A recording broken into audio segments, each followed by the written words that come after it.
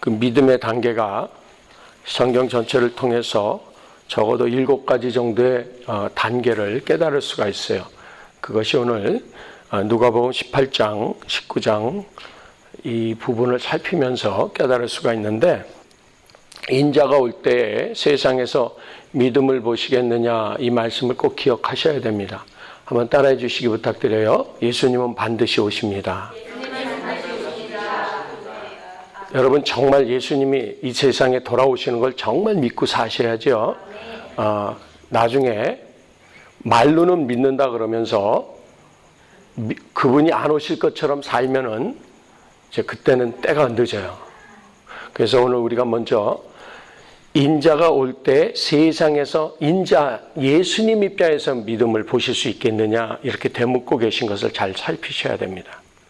믿음의 단계에 있어서 성경 전체에서 첫 번째 우리는 하나님이 우리한테 어떤 믿음을 원하시느냐 하면은, 우리 인생은 힘들잖아요. 억울한 일이 많잖아요. 그래서 강청하는 믿음을 가져라 시작하세요. 여러분, 믿음의 시작은요, 믿음의 문고리 열고 들어서는 첫걸음은요, 적어도 하나님한테 떼쓸 수 있는 뚝심 있는 강청하는 믿음을 하나님 원하세요. 그래서 억울한 과부를 예를 들으셔서 말씀하셨어요. 그런데 여러분, 오늘 우리가 믿음을 특별히 알아야 되는 것은요, 주님이 보기를 원하시는 믿음은 뭐라고요? 천국을 바라보는 믿음. 다시 말하면, 변화시키면요, 오실 그분을 정말 믿는 믿음이에요. 예, 그러면 주님이 보시기를 원하는 믿음이 있다라는 얘기죠. 그러면은 여러분이 여러분의 믿음을 심판하시는 게 아니라, 여러분이 여러분의 믿음을 가늠하실 게 아니라 하나님이 인정하시는 믿음이어야만 된다라는 거죠. 하나님이 보시는 입장이에요. 마치 예배도 받으시는 하나님 입장에서 저와 여러분이 드려지는 예배가 좋은 예배겠죠. 그죠?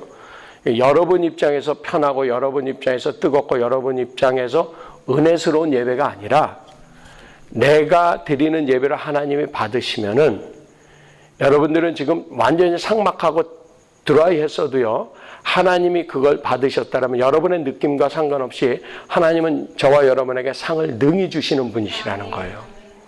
그러니까 여러분이 우리가 시작해야 되는 것은요, 처음에는 강청하는 내 문제 해결을 위해서 하나님께 기도하고 간구하고 내 만족을 위해서 예배드리는 모습이 시작일 수뿐이 없을 거예요. 그것은 우리의 연약함이라는 수준 때문에 허락하셨어요. 그런데 오늘 하나님은 그 자기 문제를 해결받는 강청하는 믿음을 좋은 믿음이라고 말씀하시지 않고, 그러나 인자가 올 때 믿음을 보겠느냐. 그렇다면 두 번째 단계가 있다라는 거죠. 성전에서 세리는 맨 뒷자리에서 고개도 들지 못하고 나는 죄인입니다 그러고 있었다라는 거죠. 근데 이제 그 세리는 뒤에 있었던 내용은 하나님 볼 면목이 없다라는 게, 나는 죄인입니다. 그런데 앞에 바리새인이 고개를 뻣뻣이 들고 두 손을 들고 기도하며, 오 하나님 감사합니다. 나는 저 죄인 같지 않습니다. 그러면서 자기 이웃을 함께 예배드리는 자를 판단하며 자기는 금식도 하고 기도도 하고 나는 이래가면서 자기의 믿음을 자랑했다라는 거예요. 세리들을 하고 자기 잘난 기도했어요. 그랬더니 세리는 옳다 하시는 인정하심을 받고 돌아갔다 그랬고요. 바리새인은 예배를 안 받으셨어요. 그러니까 보세요. 두 번째 하나님이 원하시는 믿음의 단계는 내 죄를 인정하며 주님 앞에 겸손의 믿음을 요구하세요. 네, 여러분 이거 아세요? 우리가 하나님 앞에 기도 응답을 받고 저 사람 믿음 있네 소리를 듣기 시작하면요, 한 2년 3년 지나면요, 그 사람 고개가 점점 숙여지기 시작해요. 겸손해지기 시작해요. 그래서 첫 단계에서는요, 막 부르짖고요, 방언 좀 하고, 막 은사 나타나고, 막 손만 얹으면 병이 낫고, 막 그러면요, 막 강청하지 못하고 부르짖지 못하는 사람들을 보고 답답해해요. 그런데 하나님은 그거는 입문의 단계다 그러시는 거예요. 그러면 겸손하면 다 열매 맺은 거냐? 성경적 순서로는요, 겸손은 두 번째 단계라는 거예요. 나는 죄인입니다 하는 단계는 두 번째 단계라는 거예요. 그럼 세 번째 단계는 예수님은 무슨 말씀을 하시느냐 하면, 그 세리와 바리새인의 기도 후에 바로 어린아이의 얘기를 하세요. 어린아이가 내게 오는 것을 막지 말라 그러시는 거예요.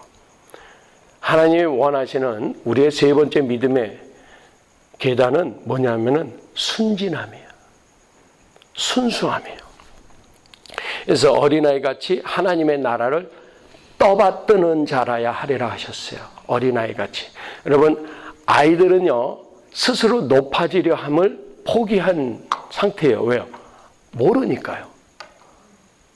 그래서 우리가 처음에는 무지해서 강청해요. 하나님 나라를 잘 모르니까 나 살자고 강청할 수뿐이 없어요. 그래서 그거 하셔야 돼요. 그러니까 처음부터 하나님 앞에 강청하지 못하는 사람들은 하나님이 뭐라 그러시냐면 미련하고 어리석어서 교만하다 그러세요. 그래서 아직 하나님을 알지 못하는 사람들은요, 강청해보지 않는 사람들은 어떻게 표현하고 있느냐면요, 러셀 같은 사람 있잖아요. 기독교를 부인하며 공격한 내용은 뭐냐면 저급스럽다라는 거죠. 뭘 그렇게 구하냐는 거죠. 여러분, 교회 안에서요, 아직 하나님을 모르는 사람들은요, 기도를 못해요. 왜냐하면 기도를 못해서 못하는 경우도 있고요. 그거 꼭 그렇게 구해야 되는 거예요. 배가 안 고파봐서 그래요. 그래서 이렇게 배고파 봐야 돼요. 하나님한테 얻어 써 봐야 돼요. 그래야 겸손해져요. 그래서 우리는 강청하는 것을 자랑할 단계가 아니라 입문하는 단계고요. 그래서 겸손해지고요. 더 나아가서 겸손을 넘어서서 순진하고도 무구한 단계로 우리는 들어갈 수 있어야 돼요. 아이들 보세요. 어른이 여기 앉아 그러면 와서 무릎에 앉잖아요. 주님 앞에 와서 주님 무릎에 앉는 사람이 주님이 기뻐하세요. 그 사람들이 순수한 사람이에요. 나라님이 돼도 훈장님이 돼도 하나님 앞에서는 아이가 되는 그 사람이 위대한 사람인 줄로 믿습니다. 주님과 같이 내 마음 만지는 분은 없네. 오랜 세월 찾아 나날았네. 내겐 주밖에 없네. 이게 어린아이 같이 주 앞에 순수함으로 세움받는 은혜예요. 그래서 주님만 나를 어루만지실 수 있습니다. 그래서 그 아이들의 부모들은 이미 겸손한 사람들이라 내 아이들을 만져주심을 바라고 데려왔더니 그 앞에 강청이나 했던 사람들은요, 막았다라는 얘기예요. 그 사람들은 아직 영적으로 성숙하지 못해서 그래요. 그래서 우리는 주님 앞에 만져만 주시면 좋겠습니다. 내 몸에, 내 머리에 손 한 번만 얹어주세요. 주님 한 번만 안수만 해주세요. 주님 내게 입김 한 번만 불어주세요. 그래서 말씀으로만 하옵소서. 이 백부장이 어린아이 같은 사람이 됐다라는 얘기예요. 말씀으로만 하옵소서. 그냥 어루만지심만 되면 된다라는 거예요. 그것으로 만족한다라는 것이에요. 베드로는 주님을 따라갔다가 중간에 또 그물을 던지고 있다가 밤새 헛구물질했을 때 예수님이 깊은 곳에 그물을 던져라 그랬을 때 내가 밤이 맞도록 얻은 것이 없지만은 말씀에 의지하여 그물을 던집니다. Because you say so 그러면서 그물을 던졌어요. 깊은 곳에요. 어부로 잔뼈가 굵은 그 동네 우두머리인 어부되는 베드로 형님한테는요, 목수 출신 예수님이 깊은 곳에다가 해가 다 뜬 다음에 밝아진 다음에 그물을 가서 깊은 곳에 던지라는 말씀은 말이 안 되는 상식 바깥의 일이었어요. 어린아이 같다라는 얘기는 뭐예요? 아직 내 상식이 없음을 인정하는 거예요. 그래서 내 생각을 내려놓은 사람이 어린아이예요. 근데 우리도 애들 보면 쥐어받고 싶은 아이 있죠. 고집 부리는 아이들 있죠. 맞아야 돼요. 걔네들은 맞으면은 바꿔요. 그거는 부모가 때려서라도 고쳐줘야 돼요. 그거 놔두면은요, 나중에 그 아이의 인생이 불편해져요. 그래서 잠언에서 아이를 책찍으로 때리지 아니하지 말라. 네, 그렇게 말씀하시는 거예요. 네 번째는요, 18장에서 보면은요, 18절 한번 가보세요. 18장에, 18절에 어떤 간원이 가로되 선한 선생님이여 내가 무엇을 하여야 영생을 얻으리까? 이거 다 아는 사건이죠. 예. 22절 다 같이 읽습니다. 시작. 예수께서 이 말을 들으시고 이르시되 내가 오히려 한 가지 부족한 것이 있으니 내게 있는 것을 다 팔아 가난한 자들을 나눠주라. 그리하면 하늘에서 보화가 내게 있으리라. 그리고 와서 나를 조치라 하시니 그 사람이 큰 부자인 거로 이 말씀을 듣고 심히 근심하더라. 여러분 잠언에 보면요, 하나님은 재물을 주시되 근심을 겸하여 주시지 않는다 그랬어요. 그럼 이 사람은 큰 부자예요. 관원이에요. 영생에 관한 관심까지 있었어요. 이 사람 신랑 영순이에요? 끝순이에요.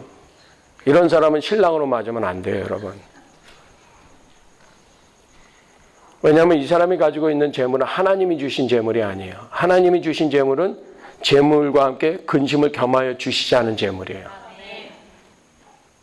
하나님 우리에게 시간을 주시되 근심을 겸하여 주시지 않아요. 하나님 우리에게 예배를 주시되 근심을 겸하여 주시지 않아요. 하나님 우리에게 기쁨을 주시되 근심을 겸하여 주시지 않아요. 하나님 우리를 기독케 하시되 근심을 겸하여 주시지 않아요. 하나님은 우리를 회개케 하시되 근심을 겸하여 주시지 않아요. 그럼 우리에게는 근심이 왜 있느냐 하면은 내 것이기 때문에 근심이 있어요. 이것은 다시 표현하면요, 인색해진 상태예요. 시간에 대해서 인색하고요, 나의 헌신에 대해서 인색하고요, 순종에 대해서 인색한 거예요. 그래서 하나님은 이 네 번째 믿음, 곧 포기를 원하시는 거예요. 제자도를 가르치시는 거예요. 제자도를. 큰 부자인 거로 이 말씀을 듣고 근심하면서 어떻게 했어요? 예수님을 떠났어요? 안 떠났어요?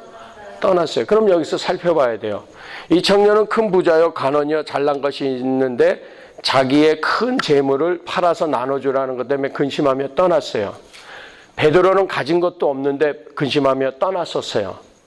돈이 있고 없고 많이 배우고 못 배우고를 떠나서 사람마다 자기 것을 가지고 하나님을 향하여 인색하면 전부 근심하며 예수님을 떠나게 돼 있어요. 그는 젊고 늙고를 떠나서요, 돈이 많고 가난하고를 떠나서요, 많이 배우고 못 배우고를 떠나서요, 사람은 전부요 교만해요. 그게 우리 본전이에요. 그러니까 여러분, 뭐 나는 좀 낫겠네 그렇게 생각하지 마시고 그냥 말씀에만 비춰보시면 돼요. 아, 이 부자 청년 이러고 욕할 거 하나도 없어요. 아무것도 안 가진 베드로도 도망갔었다니까요. 탈영했었다니까요. 그래서 오늘 주님은 네 번째 우리에게 제자도를 원하세요. 자기를 부인하고 제 십자가를 지고 나를 따르는 자야지 되고요. 나와 및 복음을 위하여 부모나 자식이나 처자나 그죠? 전토를 벌이는 자는 금세에 있어서. 예수님이 가르치시는 게 뭐예요? 금세와 내세, 이생을 벌써 말씀하시잖아요. 근데 성경에서는 삼생 말씀하시잖아요. 태중에서부터. 태중에, 그리고 금세, 내세. 삼생 맞죠? 그러니까 여러분 지금 일생이 아니에요. 지금 여러분을 이생에다가 투자하시고 사시면은 참으로 좀 그래요. 유명하게 잘 만든 작품이 있다고 쳐보세요. 1편, 2편, 3편으로 나오고 쳐보세요. 2편까지만 보시고 마실 거예요, 여러분? 3편을 봐야지 결말을 나는 거잖아요. 그러면 지금 여러분이 태어나서 살고 있는, 여러분 앞에 만나고 있는 그 아픔이나 모든 것이 하나님 안에서 내가 태어나고 출생해서 이 땅에 심어졌다는 걸 정말 믿으신다라면요, 다음 생, 곧 우리가 영원한 영생의 삼생에서 어떻게 살 것인가를 이 땅에서 어떻게 살아내느냐에 달렸다라면은 우리는요, 아브라함처럼 가일바를 알지 못하고 떠나라 해도 떠날 수 있을 줄로 믿어요. 그러니까 이 땅에서 지금 내가 울고 웃던 조건이나 관심이 바뀐 상태예요. 그게 어디로 시작하냐면 처음에는요, 내 문제를 위해서 여러분 강청해서 주님한테 응답받는 믿음을 가져보세요. 일단 강청해 버릇하세요.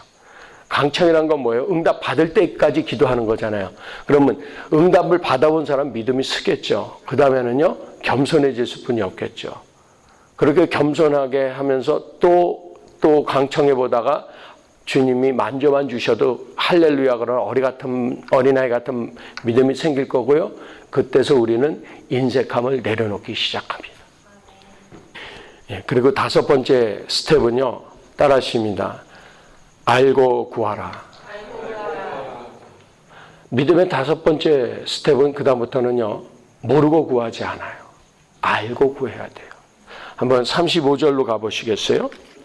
우리는 우리 문제 해결을 놓고 기도하면서도요, 가끔 우리가 이렇게 질문을 하면은요, 내가 왜 신앙생활하고 있는지 방향이 설정 안 돼 있는 경우가 많아요. 그죠? 스스로도 질문해 보면은요, 내가 지금 이 일을 구했는데 그 일을 구한 목적이 뭐냐는 거예요. 결국 뒤에 가서 보면은요, 그냥 그때는 그거를 구해야 되는 줄 아는 거지만 실제적인 목적이 비전이 없었던 거예요. 이 지금 소경은요, 분명한 목적이 있었어요. 보기를 원하나이다였어요. 근데 여기서 우리의 실제적인 가르침은 그런 거예요. 예수님의 소경에 관한 가르침은 뭐예요? 너희가 본다고 하나 실제는 너희는 소경이다 그러시잖아요. 그러니까 우리가 신앙생활 하면서 사실은 앞을 못 보고 가고 있다라는 얘기죠. 근데 하나님은요, 이제는 보고 구하라는 거예요. 그래서 보기를 원하나이다. 주님, 제 인생에 나를 이 땅에 심으시고 내가 지금 여기서 숨쉬고 있는 목적이 뭔지 알고 뛰셔야 돼요. 그러니까 여러분, 우리가 인생을 살면서 하나님 앞에 저지 소경처럼요, 이게 무슨 일이냐고 물어보셔야 돼요. 예수님이라는 분이 지나가시네. 그렇다면은 그러면 자기가 기다렸던 일에 대해서 뛰어나갈 줄 알아야 돼요. 그래서 말씀에 입각해서 이 사람은 예수님을 부르잖아요. 그죠? 다윗의 자손 예수요. 그리고 이 사람은 말리니까 어떻게 했어요? 강청했잖아요. 보세요. 알고 구하는 사람은 단계가 다 담겨 있죠. 강청했죠. 그 다음에 나를 불쌍히 여기셔서 겸손했죠. 더욱 소리 질렀다 그랬잖아요. 어린아이의 순진무구함이 있잖아요. 아이들은 엄마 놓지 않거든요. 한 번 붙잡은 엄마를 왜 놔요? 안 되죠. 엄마가 날 두고 시장을 가요? 안 돼요. 그냥 길바닥에서요, 막 뒹굴면서 엄마가 못 가게 막 울어제끼면요, 할 수 없이. 그러면 어머니가 도로 들어갔어요. 그래가지고 왜? 데려 나가야 되는데 옷을 다 흙에서 뒹굴었으니 어떻게 해요? 그걸 또 씻겨요. 그리고 흥! 해가지고 코를 풀고. 그래서 그 어렸을 때 울면서 어머니가 씻겨준 자식들 쳐놓고 망한 놈이 없어요. 다 흥해라 흥 해서 다 흥한 것 같아. 하여튼 그래가지고 옷을 또 깨끗하게 하면은요, 그 울었던 거 다 씻어주면요, 이러면서 해가지고 옷을 다, 언제 울었냐는 듯이 엄마 따라서 시장을 쫓아가요. 그러면은 어머니가 그놈이 운 게 불쌍하잖아요. 그래가지고 없는 돈에 또 그 자식을 또 시장에서 또 먹이시고 옷 한 벌 또 하나, 쇠탈에도 하나 사주시고 그러는 거예요. 어린아이 같아진다는 것은요, 더욱더 청함이 있고 주님을 놓지 않는 그런 게 있어요. 이 사람이 알고 구하는 거예요. 알고. 그래서 말씀에 입각하니까 강청하고 겸손하고 어린아이 같으면서 더욱더 강청할 수 있었어요. 그 다음에 구체적이되 간단하고도 명료하게 자기가 구하는 것을 하나님께 아뢰 수 있었어요. 준비되지 않은 신앙인은요, 하나님한테요, 중언부언해요. 그래서요, 준비된 신앙인은요, 자기가 깨달은 그것을 붙들고요, 기도를 아주 간단하게 해요. 하나님 A, B, C 주세요. 그 다음에 A, B, C를 가지고 밤새 기도하는 거예요. A, B, C 주세요. A, B, C 주세요. 그거 주세요. 그거 주세요. 그거 주세요. 그거 주세요. 그거 주세요. 그거 주세요. 그래서 여러분, 도끼질 하는 거 보셨어요? 톱질 하는 거 보셨어요? 그것에 나무를 쓰러뜨리는 것은요, 어디에 있어요? 지속에 있는 거예요. 그래서 도끼로 임하기보다 무서운 게 누구예요? 까니와 똑 까는 게 더 무서운 거예요. 그래가지고 나무를 찍는 사람은 찍은 자를 계속 찍는 거예요. 톱질은 계속 그 자리를 쓸고 있는 것이에요. 신앙생활은 이렇게 지속이 중요한 거예요. 이건 누가 지속을 할 수 있느냐? 아는 사람만 지속해요. 그리고 하나님은 계속해서 여섯 번째 말씀하시는 게 뭐냐면요, 19장에 보니까 삭개오라는 세리장 얘기가 나와요. 이 사람은 키가 커요? 작아요? 작아요. 그런데 그것을 극복하고 사람들이 많으니까 어디로 달려가요? 나무에 올라가 버려요. 근데 예수님이 지나갈 자리를 보고 가요. 그죠? 열심을 내라는 거예요. 열심을. 따라하십니다. 핸디캡을 극복하라. 핸디캡을 극복하기 위해서 예수님이 절로 지나가시는데 막 저쪽으로 뛰어가요. 어디 가나 했더니 막 옥상으로 올라가는데 예수님 절로 벌써 가셨어. 그러한 열심이 아니에요. 열심만 가지고서 일이 되는 게 아니에요. 열심과 함께 지혜가 있어야 되는 거예요. 하나님이 원하시는 것은요, 강청하고 겸손해지고 순진하고 그리고 내려놓는 사람이어야 되고요. 그리고 그 다음 단계는 뭐라고요? 알고 구하는가, 보는 사람이 되는 거예요. 보기를 원하나이다. 그러고 나서 열심이 있대. 열심만 있는 게 아니에요. 우리도 다 산에 가서 기도하잖아요. 막 2시간, 3시간씩 기도하잖아요. 근데 그 열심을 가지고 깐 데만 계속 까는 사람은 나무를 찍어 넘어뜨리는 거예요. 근데 3시간 동안 기도하니 철야를 기도해. 그런데 보니까 나무가 높은 나무에 보니까 흠집만 났어. 완전히 도마질을 했어. 무슨 송진이 끈적끈적한 거 만져보려고 찍은 사람처럼. 그게 아니고 하나님이 원하시는 열심은 지속을 알고 지혜롭게 어디가 아킬레스건인지를 알고 무엇을 구해야 되는지를 알고 주님이 어디로 가시는지 주님이 무엇을 원하시는지 아는 사람을 원하시는 거예요. 그래야 우리는 신앙이 성장하는 거예요. 그러니까 여러분 막무가내로 신앙생활 하시면 안 돼요. 그래서 여기에다가 목사를 놔두신 거예요. 물어봐라. 그 사람한테 물어봐라. 그 사람이 모르면 너랑 같이 기도해줄 것이다. 그렇게 하시면 돼요. 왜냐하면 예수님이요 성경에다 그 많은 증인들을 놔두셨거든요. 그래서 핸디캡을 극복하는 열심이 필요해요. 그래서 사람들은요 내가 많이 배웠던 못 배웠던 내가 돈이 많든 없든 하여튼 모든 종류의 핸디캡이 있어요. 그것을 극복하세요. 성격이 막 뭐라 그러지 수줍어하는 사람은 수줍어하는 모습을 극복하셔야 돼요. 어떤 사람은 막 어그리시브해요. 근데 그것이 핸디캡이 될 때도 있잖아요. 모든 조건을 하나님 앞에서 공평하셔야 돼요. 드러내놓고 다 키가 작아서 주님을 못 봤습니다. 여기 이유가 없잖아요. 주님 앞에서는 변명이 없는 줄로 믿습니다. 예수님 오셨을 때 여러분들이 변명하실 수 있을 줄 알아요? 아니에요. 그놈의 것을 뺏어서 있는 자에게 주라 그러신 하나님이세요. 그래서 지혜 있게 헤아려 봐야 돼요. 그래서 주님 계신 곳, 주님이 만나 주실 곳을 우리가 알아야 되고요. 주님만 바라봐야 돼요. 그래서 주님이 삭개오야 내려오라 그랬더니 바로 내려오잖아요. 이렇게 지혜 있어서요. 주님 앞에 달려나가는 사람은요. 이 피조물 역사상요. 성경에서 보면 주님이 우러러 보신 유일한 존재가 삭개오예요. 주님이 올려다 보셨다 그랬어요. 얼마나 멋있어요. come 그랬더니 즐거이 내려와 그를 영접하여 모셨어요. 내가 오늘 내 집에 유하여야 하겠다 하실 때 여러분 예수님이라는 분이 내 집에 유하여야 한다. 여러분들 정말 예수님 모시고 오늘 밤에 돌아가실 자신 있어요? 여러분이 정말 예수님을 모시고 컴퓨터를 턴온 하실 수 있어요? 여러분의 삶 가운데 여러분의 만나는 친구의 대화 가운데 예수님 모시고 들어가실 수 있냐니까요? 예수님이 원하시는 6번째 단계의 열심과 지혜라는 단계는요. 삭개오는요. 예수님이 내가 오늘 내 집에 유하여야겠다 하는 그분을 손님을 모시는 불편함을 그는 기쁨으로 맞이했다라는 얘기예요. 여러분 주님한테는 그냥 적나라하게 주님 나는 주인입니다 하고 주님을 모셔드리면요. 주님이 오시면 다 청소해 주세요. 바로 청소되잖아요. 주여 내가 내 재산의 절반을 가난한 자들에게 나눠주고요. 내가 네 것을 토색한 것이 있으면 율법은 2배인데 나는 4배나 갖겠나이다.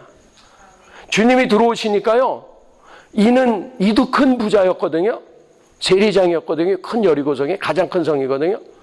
그런데요. 그는 근심이 없었어요. 포기하는 데 있었어요. 왜 그랬어요? 그에게는 열정과 지혜가 있었대요. 그래서 주님이 들어오시는데 아무 꺼리낌이 없어요. 오늘 여러분들 가실 때 이 주님을 여기다 두고 가시지 마시고 모시고 들어가셔야 돼요. 아멘. 난 그러기를 부탁을 드려요. 그렇게 해서 인색하지 않으니까 주님이 인정하시잖아요. 마지막입니다. 따라하십니다. 충성되라. 충성되기를 하나님 원하셔서요. 예, 그거는 이제 19장 뒷부분인데요. 문화를 하나씩 다 나눠줬잖아요. 그죠? 다른 데서는 달란트를 나눠주잖아요. 10달란트, 5달란트, 1달란트 나눠주시잖아요. 그거는 우리의 실력의 차이일 거예요. 주신 은사의 차이예요. 그죠? 사람마다 주신 게 다 다를 수 있어요. 분량이. 믿음의 분량도 다 다르다 그랬어요. 로마서 12장에 의하면. 그런데 문화는 다 똑같이 나눠주셨어요. 여러분, 우리의 이 생, 있는 동안에 우리에게 주신 이 생명과 주님이 주신 구원의 가치는 똑같아요. 그런데 그 구원의 가치, 나를 구원하신 것에 대한 내 반응은 다르다라는 얘기예요. 내 구원을 정말 주님한테 구원받은 것이 기쁘면 기쁜 만큼, 그래서 옥합을 깨뜨린 여인을 향하여 저가 누군지 알았으면 저가 죄인인 줄 모르나 보다 그랬거든요. 바리새인. 그런데 이 여인은 내가 들어올 때부터 눈물을 흘리며 눈물로 내 발을 씻었고 기름을 부었으되 너는 내 발 씻을 물조차도 내놓지 않았느니라. 사랑을 많이 받은 자는 사랑을 하느니라, 더 하느니라. 이게 무슨 얘기예요? 같은 문화를 받아도, 같은 죄사함의 은혜와 은총과 구원의 복음을 받아도 누가 복음의 그 감격을 더 크게 받아들이느냐에 따라서 여러분의 천국에서의 위치가 달라져요. 그다음 지금 우리가 구원받은 하나님의 은혜를 어떻게 표현하시느냐가 여러분의 남기는 문화예요. 시작이 그거예요. 어떻게 충성하시겠냐는 거예요. 하나님의 사랑을 정말 몸서리치게 표현하실 수 있기를 바라요. 여러분의 시간을 내서요. 여러분의 마음을 내서요. 여러분의 소리를 내서요. 여러분의 모든 것을 내어서요. 시간에 인식하시지 마시고요. 여기 젊은 사람들 돈 있어봐야 얼마나 있겠어요. 난 여러분들한테 설교하기가 너무 마음 편해요. 적어도 물질 얘기에 시험 들 사람이 아무도 없어. 왜? 내놓을 물질이 없어. 내놓을 물질이 없어. 여러분들이 안수 집사님 혹은 장로님이 되셔가지고 목사님 요번에 아프리카 가신다면요. 목사님 요번에 중국 신학교 들어가신다며요. 제가 그 신학교 신축해 드릴게요. 그 정도로 여러분이 그때 재벌이 돼 계셨으면 좋겠어요. 이 스텝 7가지 스텝을 밟아서 마지막에 하나님은 뭘 원하시느냐? 충성을 원하시는데, 충성은 나를 알아주는 이에게 내어놓는 거거든요. 하나님은 나를 위해서 생명을 내려놓으신 것을 정말 깨닫는다면요, 내 생명이 안 아까운 거예요. 주님 앞에 깨달은 말씀 그대로, 주님 오늘 7계단을, 믿음의 7계단을 깨달았습니다. 주님, 나는 강청하지도 못하고 포기하고 일어난 적이 많았던 것 같습니다. 주님, 나는 아직도 교만한 게 있는 것 같습니다. 주님, 나는 너무 똑똑한 사람입니다. 나는 아직도 포기하지 못한 게 너무 많습니다. 나는 알지 못하고 무엇을 구하는지 비전이 없이 살았던 것 같습니다. 열심은 있었는데 지혜가 없었던 것 같습니다. 주님, 나는 여전히 내 인생을 향하여 충성되지 않았나 돌아보기 원합니다. 우리 그 깨달음을 가지고 우리 하나님 앞에 자기 자신을 내려놓고 이 시간에 기도하는 시간 갖기를 원합니다.